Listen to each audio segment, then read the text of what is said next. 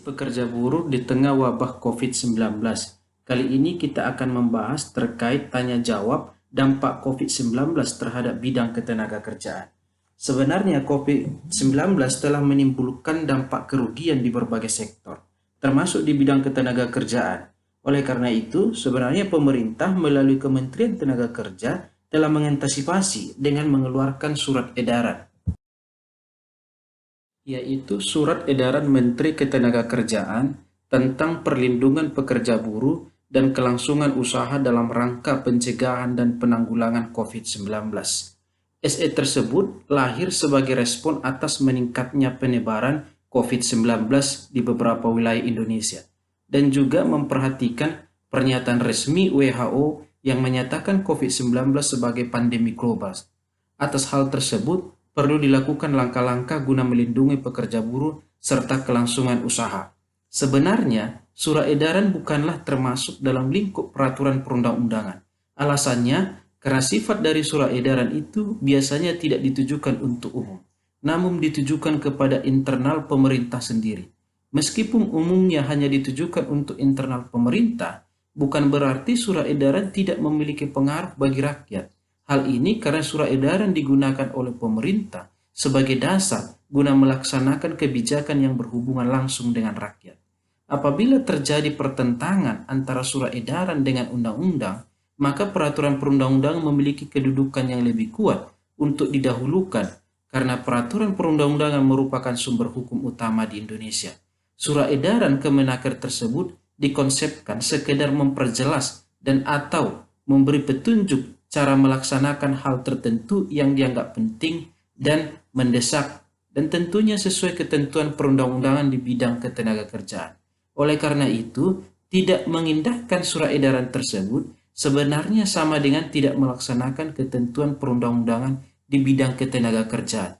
Ada beberapa pertanyaan seiring dengan terbitnya surat edaran tersebut, yaitu: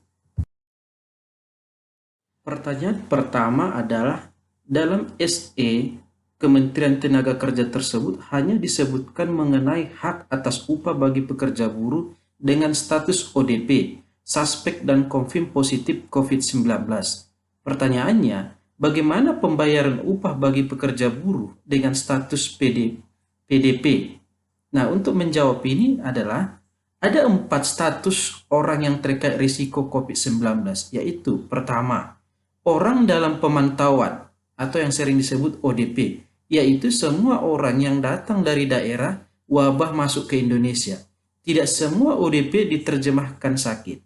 Yang kedua, pasien dalam pengawasan yang sering disebut PDP, yaitu ODP yang mengalami keluhan gejala influenza sedang, lalu menjalani perawatan dan pemeriksaan secara intensif.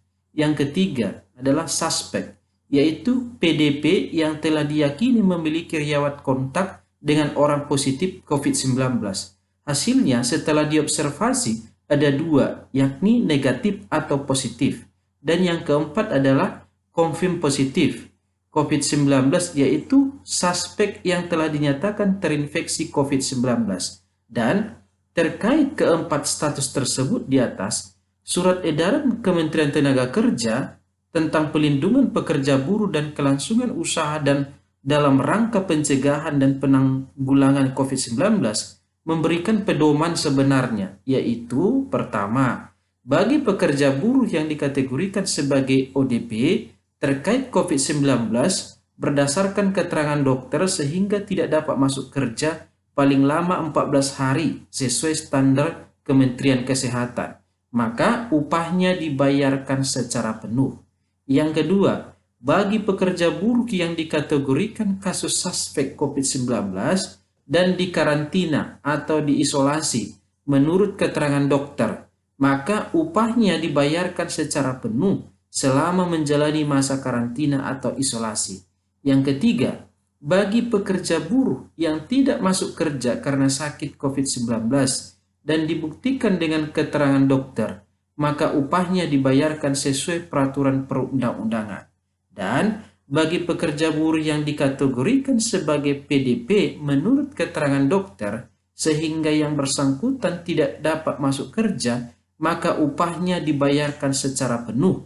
Namun bila sakitnya berlanjut, maka pembayaran upahnya sesuai ketentuan peraturan perundang-undangan. Itu jawaban untuk pertanyaan yang pertama. Pertanyaan kedua adalah, bagaimana pembayaran upah pekerja buruh yang tidak masuk kerja atau melakukan pekerjaan karena sakit yang disebabkan oleh COVID-19? Nah, untuk menjawab pertanyaan tersebut, kita merujuk ke pasal 93 ayat 2 Undang-Undang Ketenagakerjaan. Dan penjelasannya, junto pasal 24 ayat 3 PP 78 tahun 2015 tentang pengupahan. Diatur bahwa pengusaha wajib membayar upah apabila pekerja buruh tidak dapat melakukan pekerjaan karena sakit sesuai keterangan dokter. Nah, selanjutnya dalam pasal 93 ayat 2 Undang-Undang Ketenagakerjaan, junto pasal 26 ayat 1 PP 78 tahun 2015 diatur bahwa upah yang dibayarkan kepada pekerja buruh yang sakit tersebut adalah sebagai berikut. Pertama, untuk 4 bulan pertama dibayar 100% dari upah. Yang kedua, untuk 4 bulan kedua dibayar 75% dari upah. Yang ketiga, untuk 4 bulan ketiga dibayar 50% dari upah. Dan yang terakhir adalah untuk bulan selanjutnya dibayar 25% dari upah sebelum pemutusan hubungan kerja dilakukan oleh pengusaha. Maka, sesuai pasal 186 Undang-Undang Ketenagakerjaan, pengusaha yang melanggar ketentuan pasal 93 ayat 2 Undang-Undang Ketenagakerjaan yang di atas tadi dikenakan sanksi pidana penjara paling singkat 1 bulan dan paling lama 4 tahun dan atau denda paling sedikit 10 juta rupiah dan paling banyak 400 juta rupiah. Tindak pidana tersebut merupakan tindak pidana pelanggaran. Itu jawaban untuk pertanyaan yang kedua. Pertanyaan ketiga, bagaimana pembayaran upah pekerja buruh yang perusahaannya menerapkan work from home? Nah, pertanyaan ini jawabannya adalah, pekerja buruh yang melakukan work from home atas perintah pengusaha wajib dibayar upahnya secara penuh, dengan pertimbangan mengingat pekerja tersebut tetap melaksanakan pekerjaannya walaupun bekerja di rumah. Itu jawaban untuk pertanyaan yang ketiga. Pertanyaan keempat, apakah dalam kondisi ini perusahaan dapat melakukan kebijakan pemotongan upah? Apakah perusahaan boleh membayar upah di bawah upah minimum?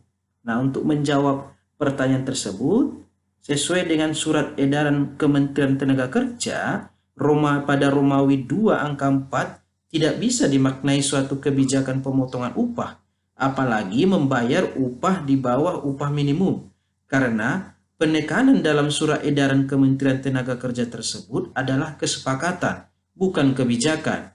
Karena kebijakan merupakan kebebasan mengambil keputusan sendiri dalam setiap situasi yang dihadapi. Berhubung karena ketentuan mengenai upah ini telah diatur dengan jelas dalam perundang-undangan, tentu saja kebijakan yang menyimpang dari ketentuan perundang-undangan tidak dapat dibenarkan, termasuk dalam hal pembayaran upah di bawah upah minimum. Itu jawaban untuk pertanyaan yang keempat.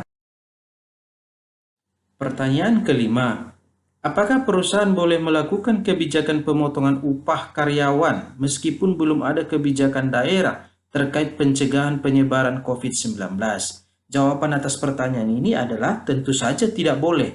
Karena dalam keadaan seperti ini, sesuai pasal 87 Undang-Undang Ketenagakerjaan, perusahaan justru berkewajiban menerapkan sistem manajemen keselamatan dan kesehatan kerja yang terintegrasi dengan sistem manajemen perusahaan, dan tidak ada regulasi yang mengatur mengenai pemotongan upah karyawan.